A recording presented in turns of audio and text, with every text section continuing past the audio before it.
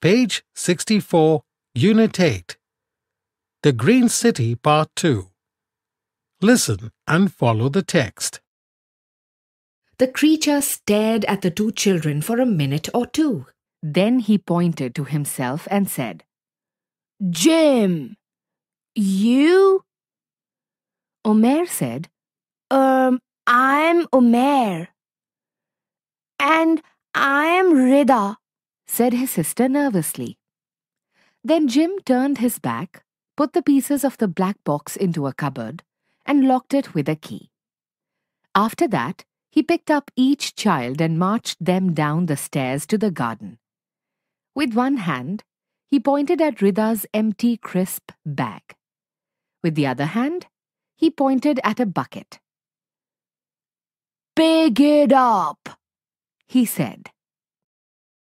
Somehow, Rida understood him and put the crisp bag in the bucket. "That's it," said the strange creature, patting her softly on the head. "Now let's dig." To their surprise, they heard a whirring noise and Jim pulled 3 spades from a door in his stomach. He stretched out his arm and gave them each a spade. "He wants us to dig the garden, I think," said Rida.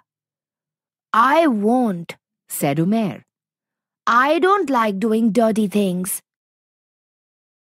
"Go on, Omer. I think we should help him. I don't care what you think." Suddenly, Omer felt a strong hand on his shoulder, and Jim put the spade in his hands. "Dobberud," he said. "You will dig." Silently, the 2 children and Jim dug a ditch in the garden. In the earth, they found 12 potatoes, 8 carrots, and 4 onions. "'Nuff," said the creature, putting the vegetables into 2 buckets. "I think he means we've got enough," whispered Rida. Jim marched up the stairs, carrying the vegetables. "Come along," he called. They followed Jim up to his flat on the 2nd floor. There was no furniture, and there were no pictures on the walls, but it was full of plants. Jim washed the vegetables and popped a potato into his mouth.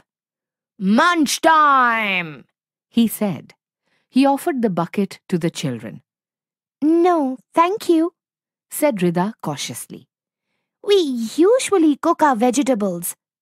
"Yes, please," said Omer, trying a raw carrot. He was hungry.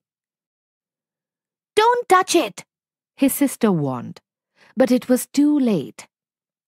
"Wanna cook him?" Jim said to Rida.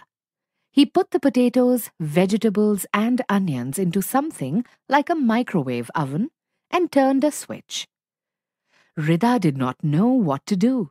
She was worried. The vegetables could be dangerous, but she wanted to be polite. In the end, she ate them, though they were not very tasty. That night, they slept on the hard floor of the flat. In the morning, they had potatoes, carrots, and onions for breakfast again. Then Jim took out a large rectangle of black glass and some wires.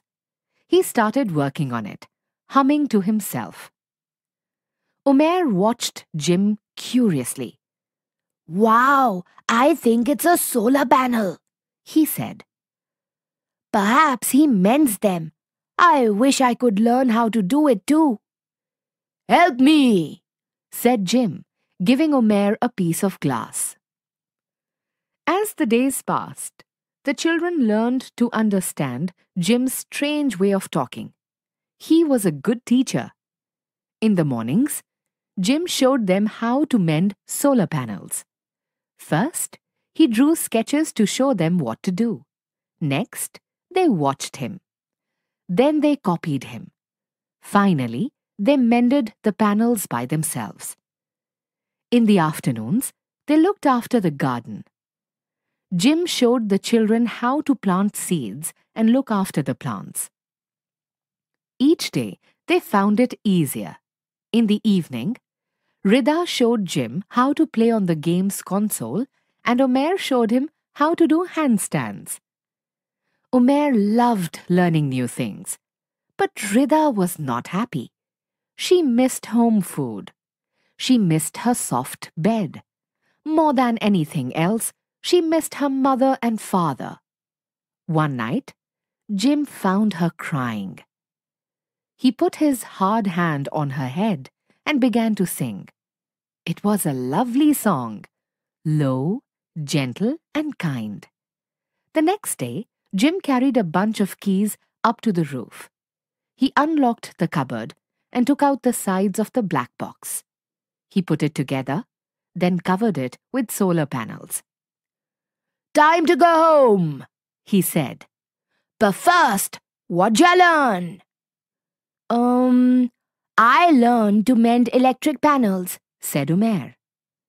"And to grow vegetables," said Rida. "What else?" asked Jim. "I learned to be polite to Rida," said Umair. "And I learned to trust someone different from me," said Rida. "What you going to do when you go home?" asked Jim. "I'm going to put litter in the bin when I go home," said Umair. "And I'll try out new things," said Rida. "Well done," said Jim. "Off you go now." He opened the door of the black box. "Thanks, Jim," said Umair. "We had a great adventure." Rida felt both happy and sad. "Goodbye, dear Jim," she said. "Thank you for looking after us.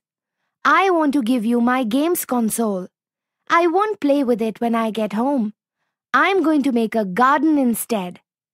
As he closed the door behind them, she was almost sure that she saw tears in Jim's many eyes.